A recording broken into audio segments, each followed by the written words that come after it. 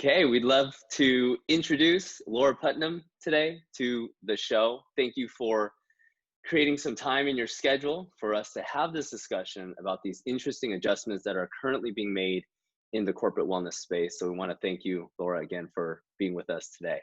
Well, first of all, thank you so much for having me on your show. And so nice to be able to talk with you and talk with others who are in the space. And I just want to start first from a place of humility, because I think the truth of the matter is that we're all trying to figure this out.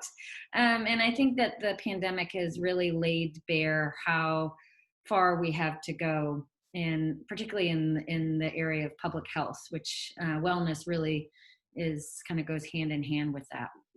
So my background is actually different from most who are in this space of leveraging the workplace to promote better health and well-being.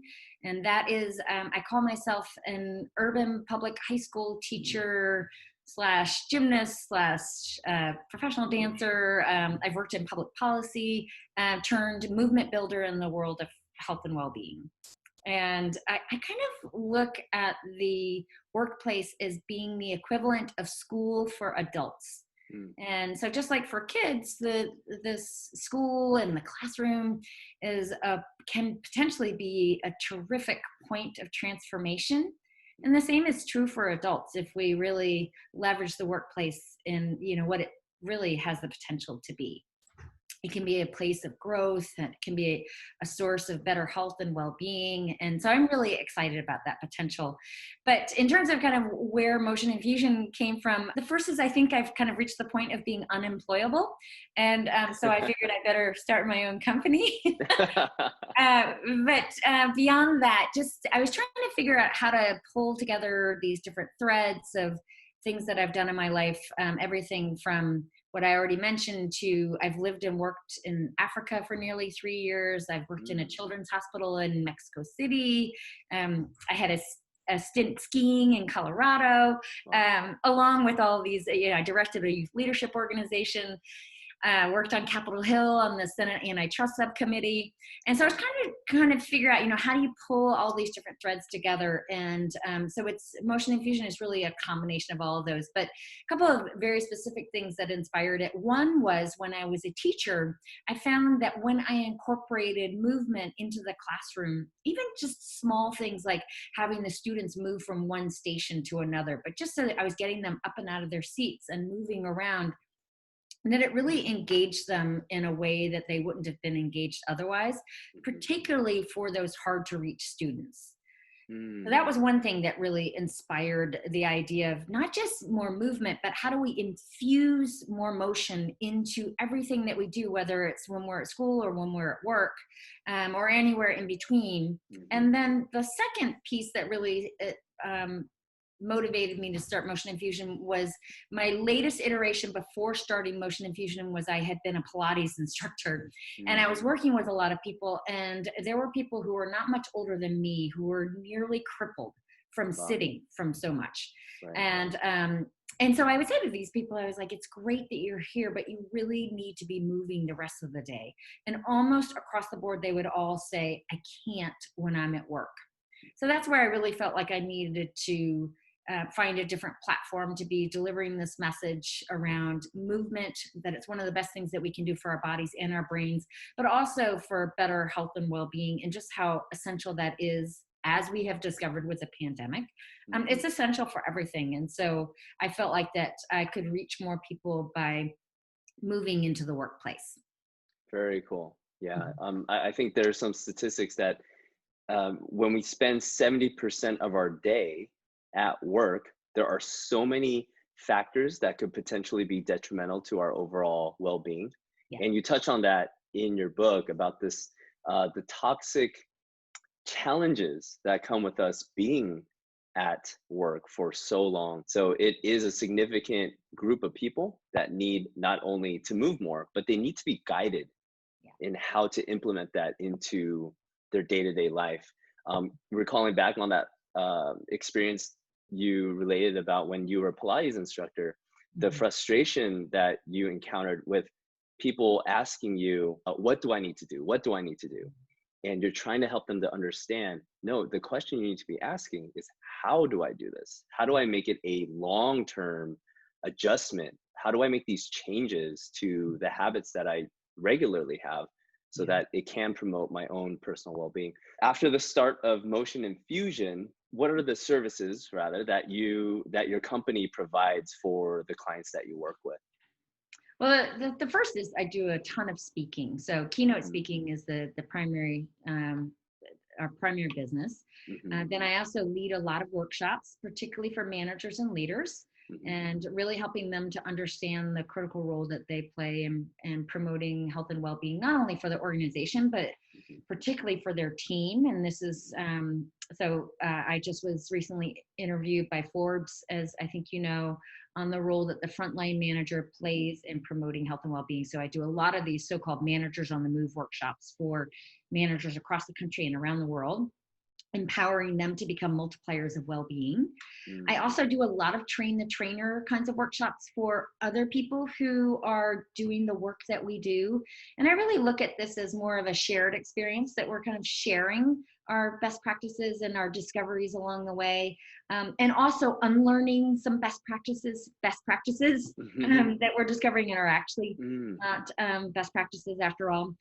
And then I also have licensed content to other organizations and other consultants. So, for example, Blue Cross Blue Shield of North Dakota has licensed the content, the workshop that I developed that accompanies Workplace Wellness That Works, my book. So they now deliver that workshop to the customers and prospects that they serve across the state. the managers that you work with in helping them to think more broadly about ways to implement better health and wellness practices in their respective workforces, what are some of the challenges from a manager standpoint when it comes to implementing these new adaptations to better health and wellness? Well, I think the first is that a lot of them don't really get why well-being matters and what it Mm, has to do with becoming a better leader, what it has to do with building a high-performing team. mhm, So one of the first things is that they just need to understand what the business case is for well-being. And I think for a lot of people, for a lot of managers, they just haven't really fully taken that into account. mhm, The second is, while there are some who kind of abstractly get the idea of well-being and that it's a good idea, a lot of them really see this as a personal issue. So it's up to you individually to take care of your own health, and I mhm. don't have anything to do with it. But what the research suggests is that the manager is probably one of the biggest influencers in their team members' health and well-being. So Wow. everything from kind of on a smaller scale, things like if you have a boss who sends late night emails, the chances that you're going to do the same are pretty high. So there's some studies showing that for every hour that a manager engages in after hours email time, that's likely to translate into an added 20 minutes of our email time, after hours email time for their team members. So the managers really create this ripple effect, for better or Mm, for worse. But there's even some frightening research. A Swedish study found that that if you have a toxic boss, that boss actually increases your risk of having a heart attack, and that wow. when it comes to the health of your heart, your boss matters more than your doctor does. Mm, So I talk a lot about, you really, really matter, and you can be a force for good or the opposite.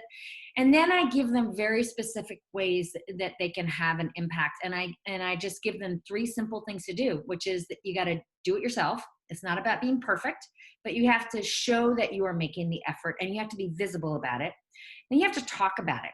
And so I will explain, just think about the difference between people on your team getting another email blast from HR about some wellness event that's coming up versus you as their team leader having a conversation with them about it.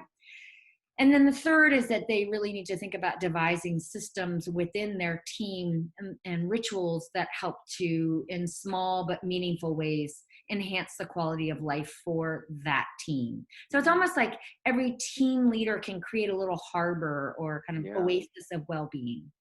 Wow, that's incredible. And I can only imagine if you speaking this way to managers decision makers, influencers within the company, when they are all on board with understanding the bigger picture and the bigger value when it comes to thinking this way, those companies that you are in touch with and that are clients of yours must see some exponential changes in the positive direction. Can you share maybe an experience or two of some Yeah. companies that have really turned the boat around, so to speak?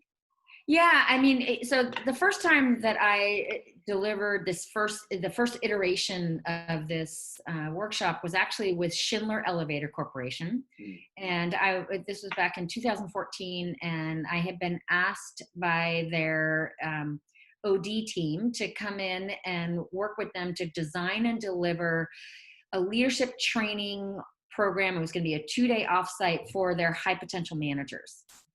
And this one particular person there by the name of Julie Shipley, she and I had met a couple years beforehand, and she had kind of been thinking about this, and she's like, we want to do this training, but we want to incorporate well-being into it and help them to understand the connection between well-being and building these high-performing teams.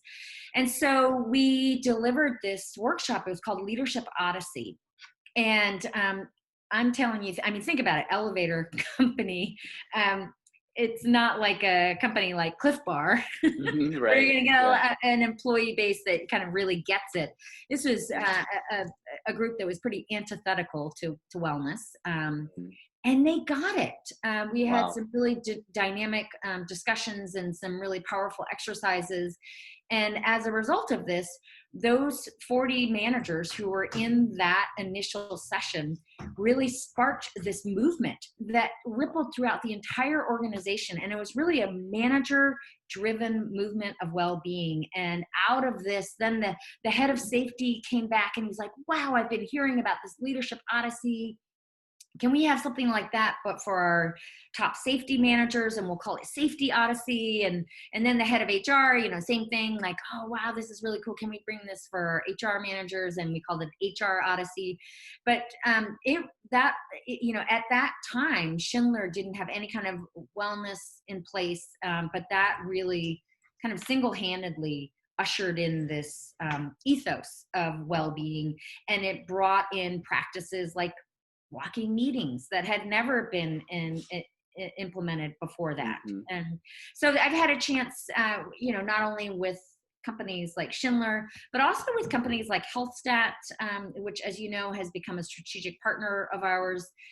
They also really experienced a huge change, not only in terms of kind of a normalizing of well-being practices at work, but also a real shift in their culture. So the VP of HR, he said afterwards that the workshop had single-handedly accelerated their company culture by 2 years.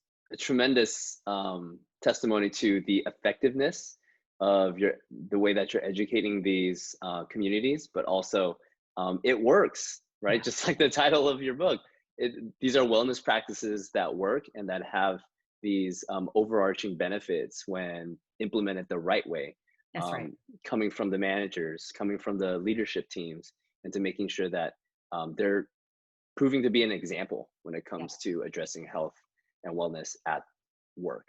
The next interesting question I wanted to ask you, Laura, is given the current situation, we spoke on this briefly before, what interesting adjustments and pivots has Motion Infusion made as far as continuing to impact your communities in this positive way? This has just been such, uh, as we've talked about, such an unprecedented time.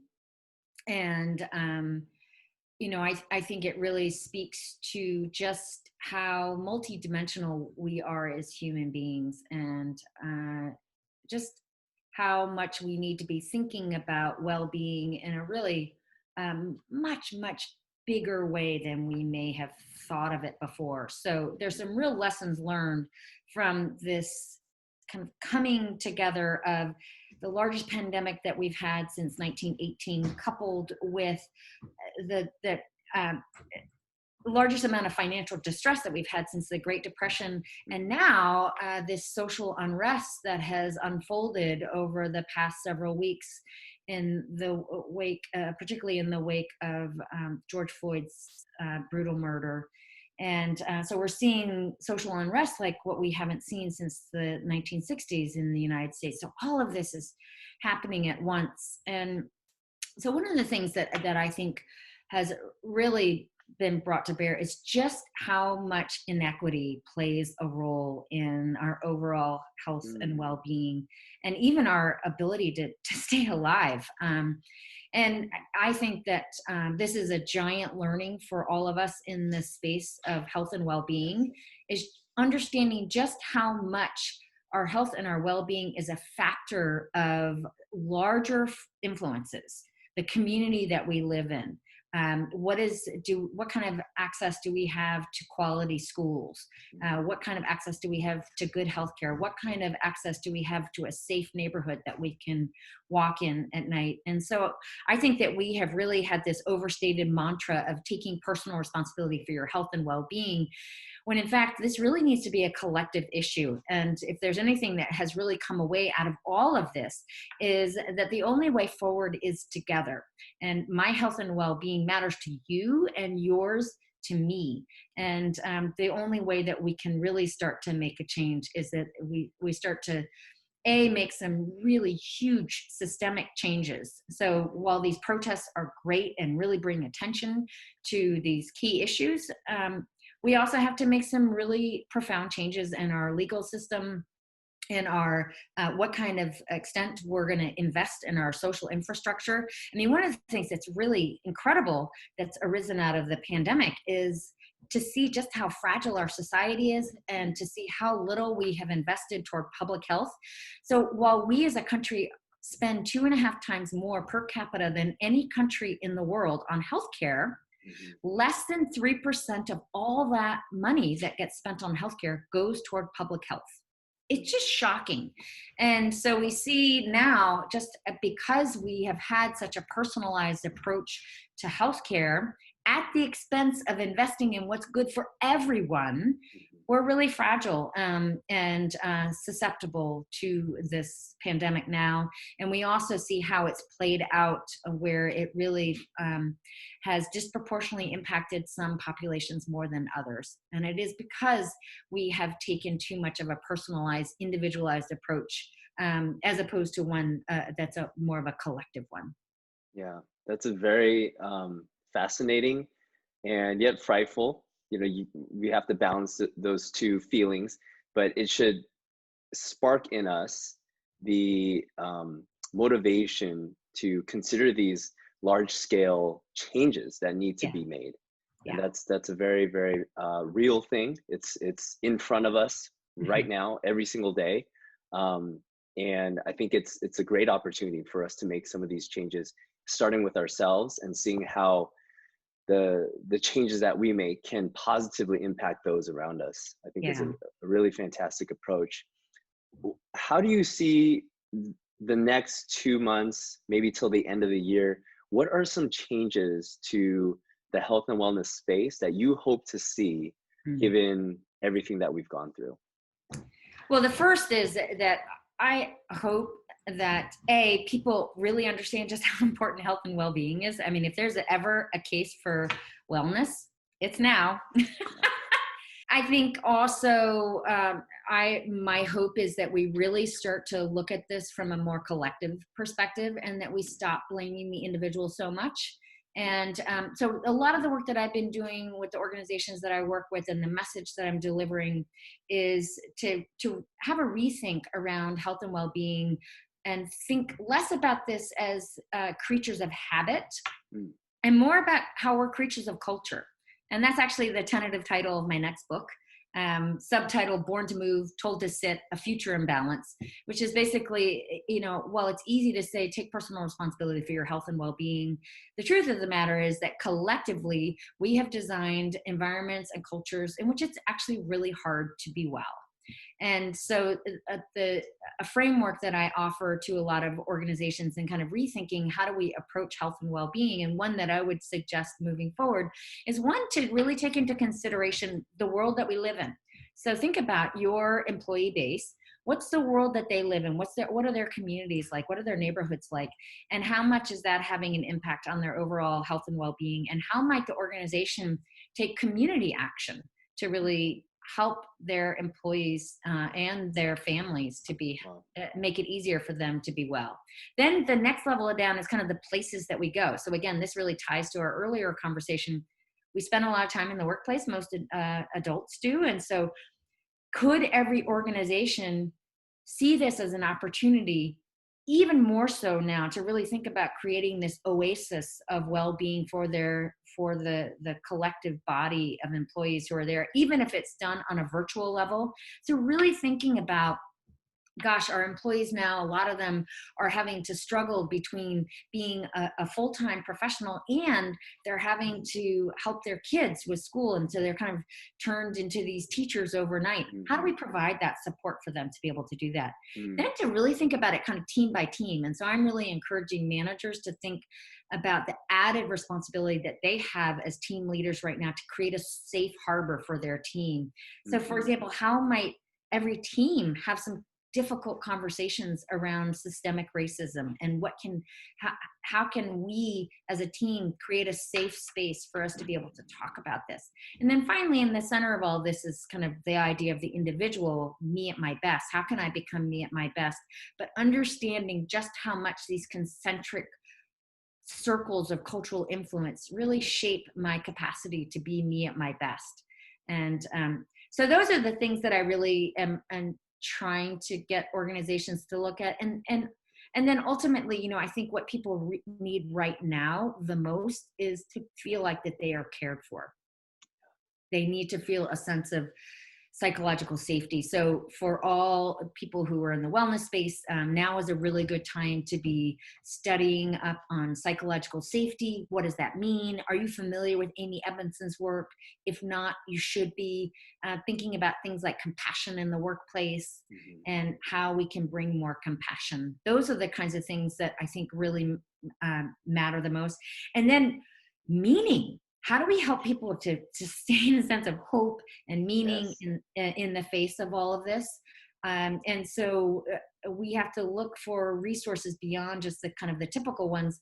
What about looking at to literature? For example, Bel Canto by Ann Patchett, or Man's Search for Meaning by Viktor Frankl. These are the kinds of things that we need to be considering. And how do I, as an individual, really wrap my brain around this kind of huge changes that are happening, and how do I respond to those? Yeah, I love those suggestions. Absolutely. And that with that resiliency, it comes with just taking that first step, is just having these kinds of conversations. And what I love about the things that you just outlined, these are things that can be implemented by anybody from any work environment today. Yeah. If you choose to think this way, changes can start today with that thought that you have. It doesn't need to go through a litany of different processes to get approval. It starts with yourself in making these changes. And I love the way that you phrase that. It's something that we can start as early as we want, if we choose to do so. With the way that you found Motion Infusion and the messaging that you wanted to make sure that was so clear to leaders of companies and these communities, these workforce communities, what is maybe a message you want to make just abundantly clear to managers, especially now, something that they can think about when it comes to implementing better health and wellness practices in their respective workforces? That there is no me without you. And so the more we can really reframe health and well-being as something around there is no me without you, that we have to, that the only way forward is together, the more we can start to think about how do we identify and then address those concentric circles of cultural influence. And then how do I, for the network that I'm connected with, how do I bring that to my team? How do I bring that to my family? How do I bring that to my network of friends? I think the better off the better off we'll be. I mean, I really think that seeing these protests and seeing how much people want to be together. It's not just that people want to come out and really stand for justice, but it's also that people really want to be united together. Yes. And I think particularly in the current political environment that we're in right now, that is so divided, and the fact that we have a leader who is leading by sowing division, there's such a hunger for unity and being together. So I think that that's really the spirit that we need to be bringing in our well-being efforts. I love that. Collective effort, bringing people together, unity, and the benefits that come from that are sure to be there if we start moving things in that direction, whether that's with ourselves personally, with the people around us that we love and care about, our family, our friends, where we spend the majority of our day, whether that's given the current situation in front of a computer screen with maybe people from work, and then moving forward as we move back into the workspace. These are the ways that really will change holistically and from an internal position, ways that will benefit not just us, but these communities in large. I think it's also, we have to be courageous enough to ask big questions. Sure. And so, for example, I mean, one of the things that has really struck me is that we live in a society that places such a high premium on the individual. And I think it's worth asking the question, is that serving us? And, do we need to maybe change that a little bit? And so, for example, when I lived in Ghana for 7 months, and when I arrived there, one of the first questions that they asked me was what day of the week I was born, which I actually didn't know. And I don't know if you know what day of the week you're born. I don't know. I can't remember. I didn't know Gotta either. ask my mom. They looked it up for me, and I'm a Friday baby. And so they have a tradition there that when you are born, you're given a day of the week name. So names like Kwame and Kofi and Kobina, those are actually all Ghanaian day of the week names. And then after you're 2 weeks old, then you're given a Christian name. But most people go by their day of the week name. So imagine having only 7 names for girls and women and only 7 names for boys and men. And but what that represents is just how important community is. And so for me, coming in as a new member of the community, they wanted to know what day of the week I was born, to be able to give me my day of the week name, which is Efwa, so that I could be part of that community. And so I'm curious about what kinds of traditions we might start in our own culture here that will start to bring more unity and more of a sense of community. I love that. That's a beautiful experience. And these cultural differences are so beautiful, and there's a lot to be learned from them, because these cultures, these civilizations that have existed much longer than some other ones, they come from this rich place of community, rich place of familial relationships. And you're right, we can pull out from there some things that we could maybe implement now to bring people back together, communities together, and to be unified. I think that's a beautiful point that you bring out. Laura, thank you so much again for being with us today. Daniel. I can imagine how busy you are working on your second book. And if I didn't mention it earlier, Workplace Wellness That Works. This is a fantastic book, penned by none other Laura Putnam. And it really helps to help the reader understand that if we do want to make an impact, we have to start having this conversation about creating a culture shift, not just a checklist item of things that need to get done so that we can look like we're doing our job, but we need to have these conversations based around how can we infuse a lot of these better practices so that the people that we work with, our coworkers, our peers, our colleagues, not just ourselves, but how do we as a company, as a workforce, as a community get healthier? So thank you again so much, Laura. Thanks for being with us, and I look forward to doing this again soon.